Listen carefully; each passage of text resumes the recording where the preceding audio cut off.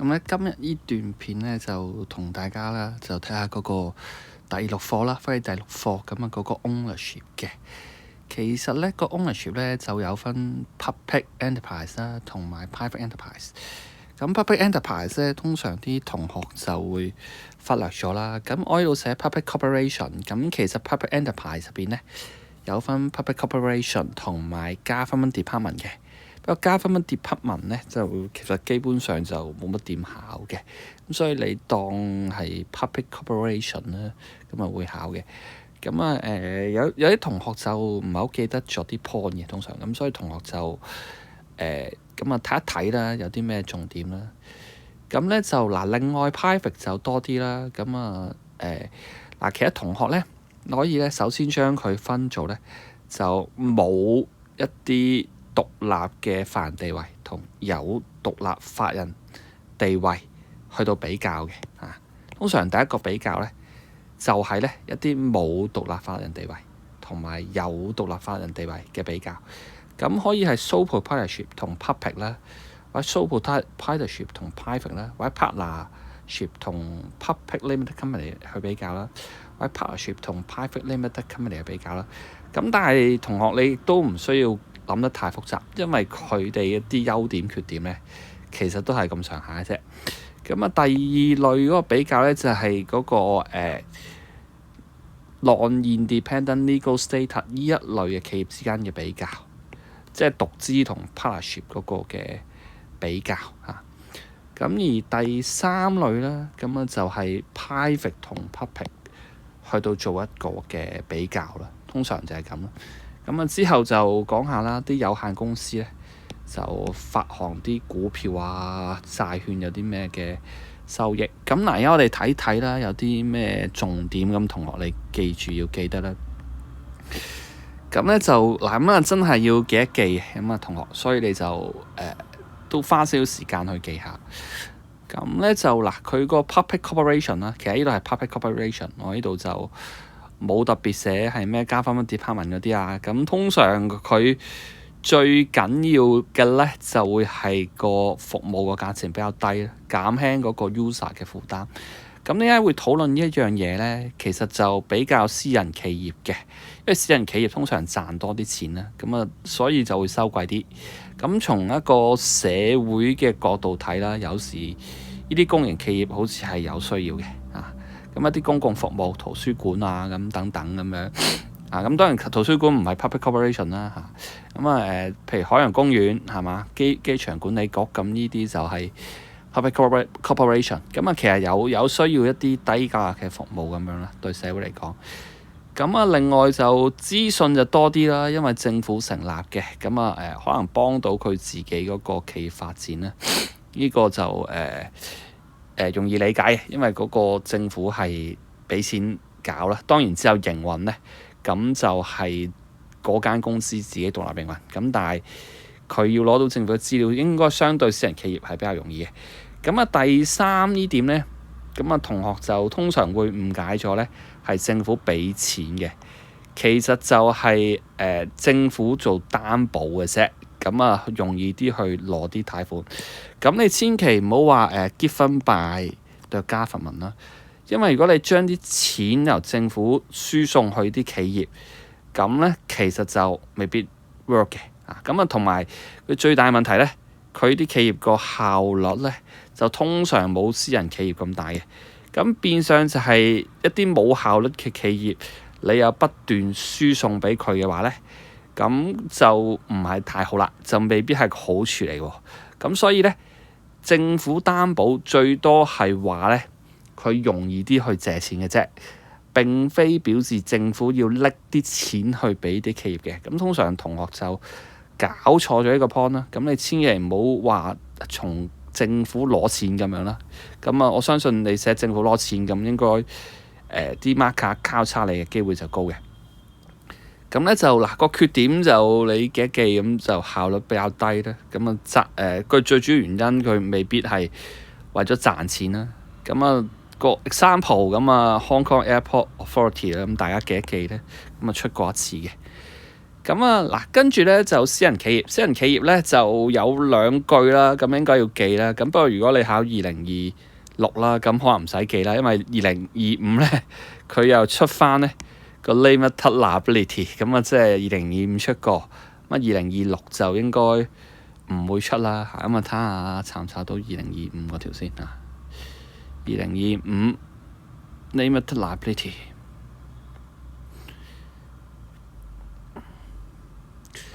係啦，define limited liability 咁啊2分，咁啊因為已經出咗啦，咁所以應該唔會再出㗎啦嚇。如果2026啦考，咁2027應該都唔出㗎啦嚇。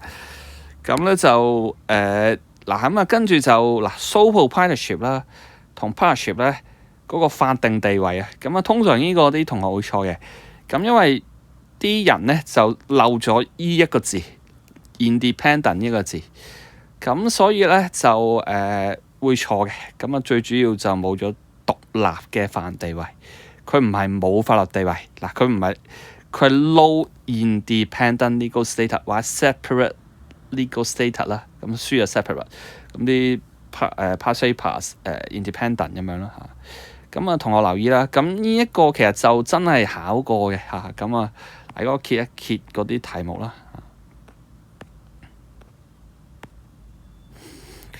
咁啊問過嘅，咁依條係嘛？依條好似都係 D.S. 嚟嘅，問過嘅 legal status explain the difference between partnership and the types of ownership in C 問過嘅，咁所以就咁啊依個同學就唔好漏啦，呢啲睇落好淺，但係就好易錯嘅，咁啊同學記住啦依句，咁啊因為我哋 mock 其實都考過嘅嚇，咁點解我考呢個咧？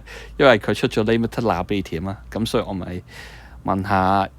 independent legal status 咁樣咯嚇，咁跟住就嗰幾類嘅比較啦。咁其實就而家同學留意啦，佢而家興倒轉咁樣嘅。如果我冇記錯咧，2024，我睇下先啊，2024。咁如果你抄翻咧，睇下抄唔抄到先。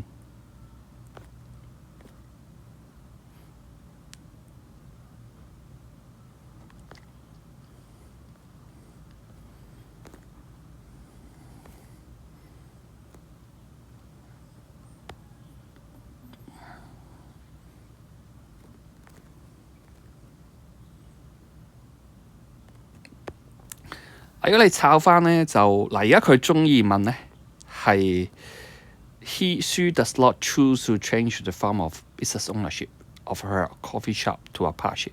點解唔轉？係咁啊，即係個獨資 sole proprietorship 嘅好處，而非 partnership 嘅好處，或者 partnership 嘅壞處，係咪？咁啊，之前頭先第一段片都即係睇過同學啦。咁因為咧佢個方向，咁啊同學留意，即係而家嗰個設題嗰個方向咧，其實就鍾意相反嘅有時，咁所以就睇題目嘅時候，咁同學你要留心啲啦。咁如果我哋翻轉頭，咁其實佢嗰啲好處缺點咧，咁大家記一記咧。咁其實你記得好處就另外嗰個嘅壞處咧。咁通常佢呢啲係比較嘅，通常係比較嘅。咁 sole proprietorship 有咩好過 partnership？咁即係 partnership 嘅壞處。咁個 decision making 咧就快啲。咁你千祈唔好話 better 喎。咁留心喎。咁唔好寫 better，最多話佢快啫。因為 partnership 有 discussion。咁係咪代表差啲？唔一定喎，可能好啲嘅喎。咁啊，另外就all the profit 咧，咁你唔好話 more profit 喎。嗱，你呢度寫 more profit 咧，咁又賴嘢嘅咯。咁係 all the profit 喎，係唔需要同人哋分嘅。個重點就係咁啊，轉讓就容易啲啦，唔需要其他 partner 嘅同意啦。咁呢度我當同學識寫啦。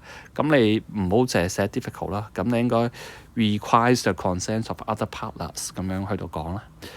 咁個好處係啲咩咧？咁就係wider source of capital。如果 partnership 嘅話，咁啊調翻轉就即係 sole partnership 個source of capital 就少啲咯，係咪嚇？narrow source of capital 咁樣咯。咁啊 partnership 仲可以 practice division of labour 咧，share the risk 咁樣咯。咁呢啲就係 partnership 嘅好處 ，so partnership 嘅壞處。咁啊唔難諗嘅，咁自己就記一記咁樣噶啦。咁咧有限公司同埋呢一個嘅私人有限公司同公眾有限公司嘅比較啦。咁私人有限公司嘅好嘅地方就係唔需要公開資料咯，俾 public 啦。咁啊同我講清楚啲啦，係俾 public 嘅。咁個俾人哋收購嘅風險就會比較低啲啦 ，risk of being taken over 嚇。咁咧就最好講清楚啲就係 require the consent of the board of directors 咁樣咯。咁需要啲董事同意嘅，咁啊最清楚噶啦嚇。點解會難啲？點解風險會少啲？咁另外就調轉，即係調轉呢啲就會係咩啊？個 disadvantage of public limited company。咁就要公開資料，就自由轉讓，所以個風險被收購嘅風險就高嘅。咁而個公眾有限公司嘅優點咧就係咧可以發行股票俾個公眾啊。咁千祈唔好寫 wider source of capital。咁個終極原因咧就係咧，我就未見過 marking 咧佢比較 public 同埋 private 嘅時候咧，寫呢個 wider source of capital 嘅。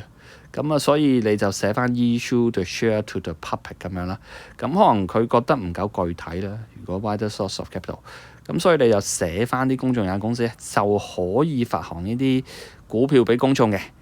咁而個股東啦，呢度講明係股東有啲咩好處啦。咁就係自由轉讓啦嚇。咁啊調翻轉，如果係 private 嘅話，咁就唔可以發行股票俾大眾公眾啦，即係間公司唔識嘅人。咁啊，另外啲股東就要轉讓股權，要經board of director 同意嘅。咁啊，即係上邊嗰度啦。咁最後一類嘅比較咧，就係low independent legal status 同埋 legal status 嘅 company 比較啦。咁啊，你穿勻佢都得噶啦，即係 show 俾 private 或者 public 又得 partnership 俾 public 或者 private 都得嚇。咁咧就一般有嘅好處就係個 tax rate 咧 ，sole partnership 或者 partnership tax rate 就比較低啲咧。咁啊 low need to disclose financial information。咁當然呢個咧就唔適合比較 private 嘅，因為 private 咧都係唔需要嘅。咁啊，如果比較 public 呢個你都可以用啦。咁啊 simple set up procedures 咁咧就一定係㗎啦，因為個文件方面咧 sole partnership 就少啲，就淨係需要一個商業登記證啦 business registration form。咁而 limited company 咧就需要article of association 啦，或者 incorporate form 咁啊先至可以成立嘅。咁啊呢一個就一定用得啦嚇。咁啊另外就私人或者公眾有咩地方好過 sole partnership 咧？咁啊上邊嗰個係 private 或者 public 嘅壞處啊，我諗同學明啦，即係個 tax rate 高啲就公開資料，咁同埋個程序比較複雜啲。咁啊而家調轉 private 相對於 sole partnership 嗰啲有咩好處咧？咁其實有限公司就可以發行股票俾公眾咯。咁當然呢個只係限於 public 嘅啫，係咪？咁啊呢度你就如果佢係private limited company， 咁你咪寫翻 issue share 咯，咁冇寫 wider source of 冇寫 issue share to the public 咁樣咯嚇。咁啊，即係你睇下呢個係有冇你係 private 定係 public 啦。咁如果 private 你唔好寫 to the public 咯，係咪？咁個 shareholder 最好嘅地方就 limited liability 啊，呢個就好清楚噶啦嚇。咁個另外個 limited company 咧就有個延續性咯。咁所以同學你就記一記一啲啦啊。咁咧就個 share 同 bond 咧有啲咩好處？咁啊當然有分公司嘅，有分投資者嘅。咁啊同學你就記一記啦。咁啊公司就冇要求啦，法律上唔係一個必然要派息嘅。即係如果你清楚啲就need not to the no legal requirement to distribute the dividend to the shareholder for the listed company 咁樣咯嚇。咁冇要求嗰一定派息嘅。咁亦都冇贖回嘅一個責任嘅。咁同學留意啦。咁但係嗱調翻轉啦，就如果係嗰個嘅債券嚟講咧，咁個缺點係咩啊？對公司咁一定要派息啦，因為差人哋錢，同埋一定要有一個贖回責任啦 （redemption obligation） 啦。咁而發行債券嘅好處就係咩啊？被收購嘅風險就低啦，因為嗰啲唔係一個嘅股東啊嘛，咁所以佢就收購唔到嘅。咁當然對啲對發行股票嚟講嘅缺點就係咧嗰個被收購嘅風險就高啦。咁同學你睇清楚啦，佢究竟係想問缺點定優點啦？因為而家就問嘅方向就變嚟變去咁樣嘅。咁跟住投資者咧，投資者有咩好處咧？就有息收啦。咁同埋有 capital gain 啦。咁呢一個就你睇下佢要幾多個啦？如果3個嘅話，你就當 capital gain 係第2個咯。如果唔係，你當同一個咁樣咯。咁即係睇下你咩角度睇啦。即係佢都係有錢賺嘅，咁咪當一個咯，係咪？你當賺到唔同嘅錢嘅，當係唔同嘅好處嘅，咁咪當2個咯。咁即係睇下啲 marketing 佢想點啦嚇。咁咧投資者有投票權啦，咁呢一個就好明顯係個好處嚟嘅對個投資者。咁所以你就有個 voting rights 咁樣啦。咁你同學你可以寫翻。咁發行股票嘅好處啦，即係買股票嘅好處啦，對投資者。咁當然呢個就對買債券嘅缺點啦。你睇下佢想點問啦。咁就係公司表現好，咁佢都唔一定派息高嘅，或者嗰個債券個價格就未必會升嘅，唔會好似股票咁樣識得升嘅，因為佢個回報固定咗啊嘛。咁佢個缺點就冇投票權咯。咁同學就記一記啦。咁而發行債券嘅好處係咩咧？